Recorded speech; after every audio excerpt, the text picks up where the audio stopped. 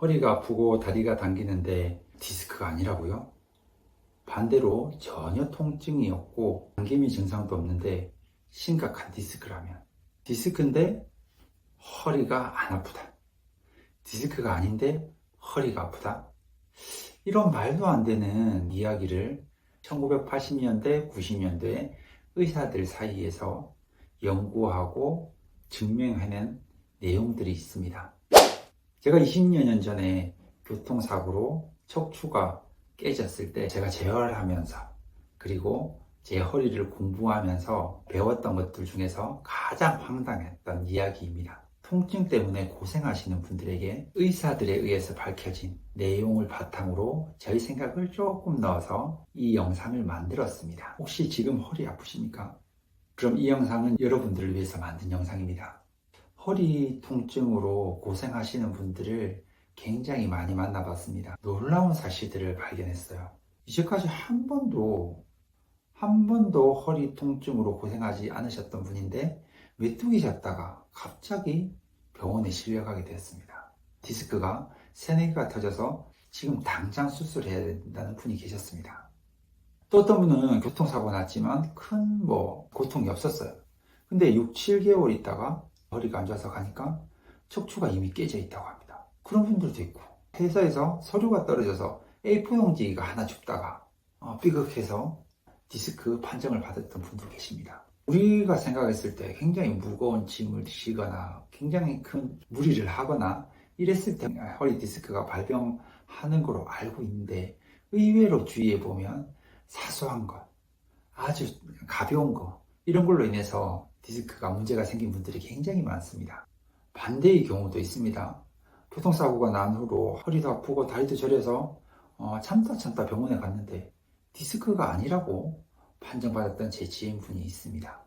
또 어떤 분은 누가 봐도 디스크예요. 막 허리 뻣뻣해지고 다리 저리고 막 두드리고 이렇게 하는데 병원 가니까 또 디스크가 아니래. 과연 이런 일들을 어떻게 설명해야 될까요? 20여 년 전 교통사고로 척추가 깨지고 재활을 하면서 알게 된 교통혁명이라는 책이 있습니다. 저는 그 책을 읽으면서 허리에 대한 이제까지 내가 알고 있었던 그런 모든 기본 상식들이 송두리째 바뀌는 역사적인 순간이었던 것 같습니다. 지금부터 잘 들으셔야 됩니다. 설명하기 편하게 디스크는 아닌데 허리나 다리 당김이 있는 경우를 가짜 디스크라고 하겠습니다. 그리고 디스크인데 통증이 없는 분들도 가짜 디스크라고 하겠습니다.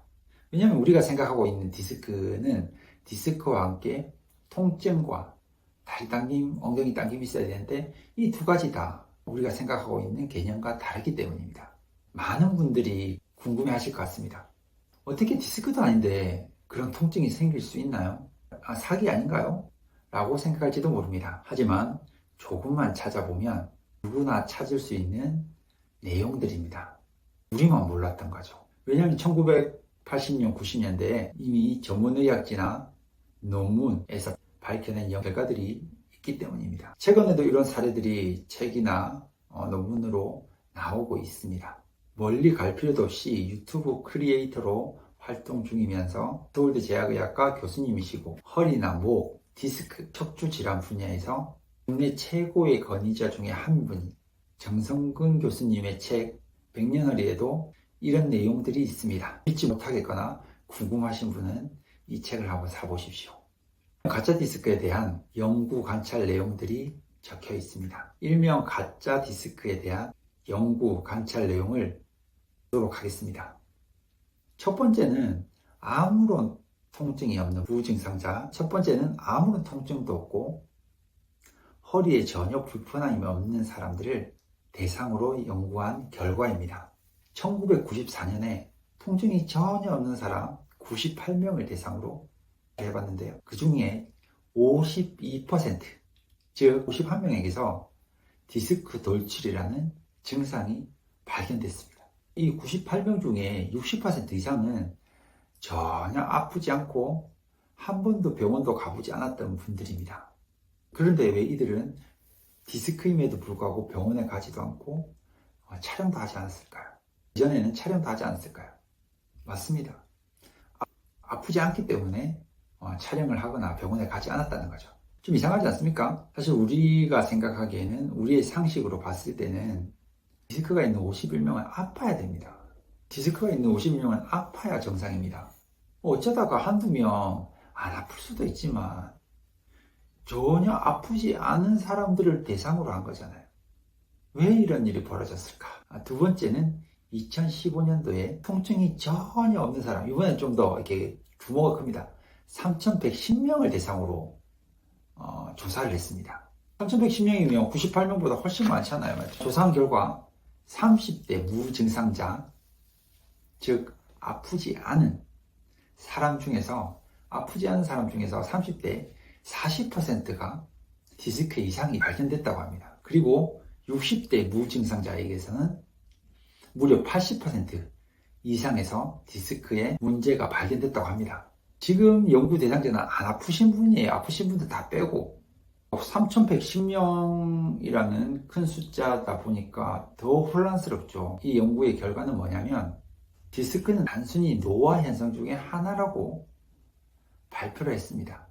이제 나이가 들면은 자연스럽게 디스크는 생기는, 우리 관절이 닳듯이 아니면 흰머리가 나듯이 노화의 일종이 하나의 현상 중에 하나라고 보시면 됩니다. 또 통증과 디스크는 직접적 연관성이 약하다라고 발표했습니다. 우리가 알고 있는 거랑 너무 다릅니다. 그렇다면 디스크와 통증의 연관성이 약하다면 어디에 문제가 있는 걸까요? 요즘은 막 유튜브로 보면 뇌과학에 대해서 굉장히 우리나라에서도 굉장히 활발하게 내용들이 나오고 있습니다. 하지만 40여 년 전에 누군가는 이미 지금 얘기하고 있는 뇌과학을 얘기하고 있었죠. 손호라는 박사님이 계십니다. 통증혁명이라는 책을 지은 베스트셀러 작가이기도 하죠. 이분은 긴장성 근육통 증후군 TMS를 만드신 분입니다. 이 내용이 뭐냐면 억눌린 감정에서 도망가기 위해서 뇌는 감정에 집중하다 보면 굉장히 안 좋은가 봐요. 그래서 이거를 회피하기 위해서 근육의 통증을 만든다는 거죠. 결국 통증이 허리에서 시작되는 것이 아니라 뇌에서 시작된다는 내용입니다. 그 제작한 사람은 사람의 감정을 다루는 치료를 했더니 사람이 억눌린 감정을 다루는 치료를 통해서 수많은 만성 통증 환자가 회복됐다고 합니다. 뭐 사짜 느낌도 나고 그러는데 이분들이 의사하고 막 심리학자들이고 막 그래요. 소노 박사는 의사입니다. 최근 연구에서는 소노 박사의 주장에 더욱더 힘을 가해줍니다. 2021년도 임상 연구에서는 뇌는 위험에 대한 신호를 받는데 어떤 이유에선가 오작동이 발생될 수 있다고 합니다. 쉽게 얘기해서 우리나라 속담에도 있는데 자라보고 놀란 가슴 소뚜껑 보고도 놀란다고 합니다. 맞죠? 소뚜껑 보고 막 가슴이 벌렁벌렁하고 이렇게 될 수 있다는 거죠. 이게 과학적으로 보면 충격으로 인해서 오작동이 된다는 거예요. 그냥 별거 아닌 거는 무시할 수도 있는데 이게 왠지 막 굉장히 나에게 위협적인 상황, 내가 긴장해야 되는 상황으로 뇌는 인식할 수 있다는 거죠. 얘기했듯이 그런 이렇게 뇌가 인식을 하게 되면 이거를 회피하기 위해서 통증을 보내는 거예요. 그래서 오작동이 생기는 거죠. 그래서 뇌의 위험 신호 오작동에 대한 재훈련하는 프로그램, 어떤 패러다임을 바꾸는 거죠. 그런 치료를 통해서 66%의 만성 요통 환자가 좋아졌다라고 발표한 게 아니고 완치되었다고 합니다. 대단하죠? 그리고 WHO, 세계 보건기구와 국제 가이드라인에서는 뭐라고 했냐면 구조적 원인만을 강조하는 치료는 위험하다라고 했습니다. 여기서 말하는 구조적 원인이란 우리가 흔히 알고 있는 척추 측만, 척추 분리, 척추 협착증 이런 그다음에 디스크 이런 걸 얘기합니다. 다시 앞으로 넘어가서 1990년에는 허리 통증 없는 67명을 대상으로 MRI 검사를 했는데 결과 디스크 돌출이 20%, 탈출이 36%로 나와서 구조적 손상이 있으면 통증이 발생된다라는 공식이 틀렸다고 말했습니다. 우리 공식이 있잖아요. 허리가 아픈데 엉덩이가 당기거나 다리가 당기면 디스크다. 이 공식이 틀렸다고 말하고 있습니다. 근데 지금도 우리는 이 영상을 보면서 그것이 공식이라고 생각하고 있습니다. 저 역시도 마음 깊은 곳에 그런 마음이 있습니다.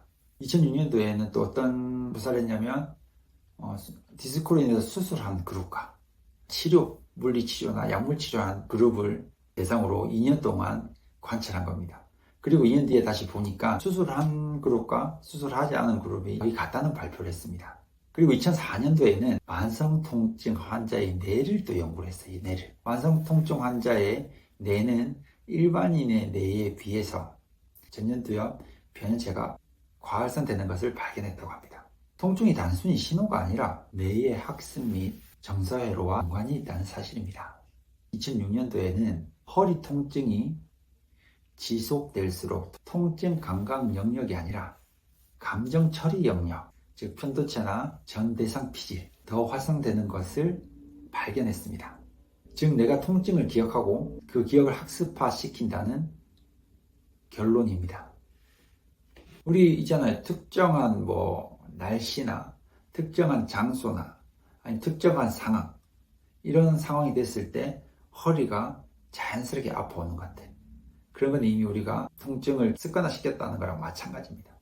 이 논문들이나 의사들이 임상 실험한 내용을 보면 디스크와 통증 사이에 연관성이 적다고 합니다. 그래서 디스크인데도 아프지 않은 경우가 이 내용을 보면 당연한 것이고, 또한 디스크가 아닌데 아픈 경우도 역시 위의 내용으로 봤을 때 당연한 것입니다.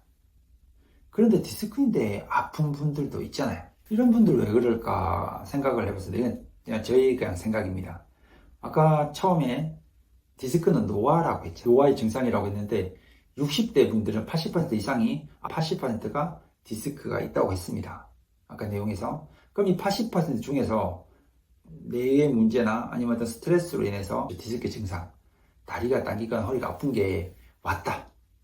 그래서 원래 기준에 있었는데 이게 왔어. 그래서 이게 디스크랑 통증이 같이 온 게 아닐까, 이런 생각도 한번 해봤습니다. 제가 피트니스 센터를 하면서 가장 황당했던 것 중에 하나가, 한 명의 지인이 있었는데 이분이 다른 사람은 이 운동을 해서 좋아졌다, 걷기를 해서 좋아졌다, 달리기를 해서 좋았다 이렇게 얘기하는데, 이분은 회원들한테 나는 골프를 쳐서 허리가 좋아졌다 이렇게 하는 거예요. 허리 안 좋은 사람이 골프는 치지 말라고 하잖아요. 근데 이분이 실제로 굉장히 안 좋았는데 골프로 인해서 좋아진 거예요. 특별 케이스죠. 근데 이분이 그렇게 떠들고 다니니까 제가 이분이랑 싸울 수도 없고, 어떻게 합니까? 자기 경험담인데. 맞죠? 그때는 이해를 못했는데 이런 내과학적인 부분이나 어떤 감정적인 부분으로 봤을 때 충분히 있을 수도 있겠다는 생각이 듭니다. 자, 여러분 오늘 제 영상을 이렇게 다 들으셨는데 어떻습니까? 아직도 혼란스럽죠? 네, 저 역시도 혼란스럽습니다. 왜냐하면 이제껏 우리가 믿어왔던 내용들과 여기서 몇 명의 의사들이 얘기했던 내용들이 너무나 다르기 때문입니다. 하지만 이게 아직도 유효하다는 것은 이들은 이제 과학적인 어떤 실험이나 관찰을 통해서 결론을 내렸고, 또 그런 실제로 이런 상황들이 있기 때문에, 만약에 이게 거짓말이라 그러면 의학지에 실렸겠습니까? 논문에 올라와서 이게 논문을 볼 수 있겠습니까? 그리고 책을 적으면 사기꾼이라고. 우리 서울대 교수님 있잖아요. 정성근 교수님도 그럼 사기꾼이 돼야 되는 거죠. 그게 아니라는 겁니다. 자, 오늘은 여기까지 하겠습니다. 여러분 생각도 많아지고 고민도 많아질 것 같은데요. 앞으로 저희 콘텐츠를 통해서 허리 건강에 좋은, 뇌 건강에 좋은 운동이라든지 훈련법, 이런 것들을 계속해서 업그레이드 할 겁니다. 여러분들의 많은 관심과 구독만이 계속해서 제가 영상을 만드는데 힘을 주실 수 있습니다. 저에게 제안하고 싶은 것이 있거나 연락하고 싶은 분들은 제가 고정 댓글에다가 링크를 걸 생각입니다. 그 링크를 타고 들어오시면 저와 소통할 수 있습니다. 감사합니다.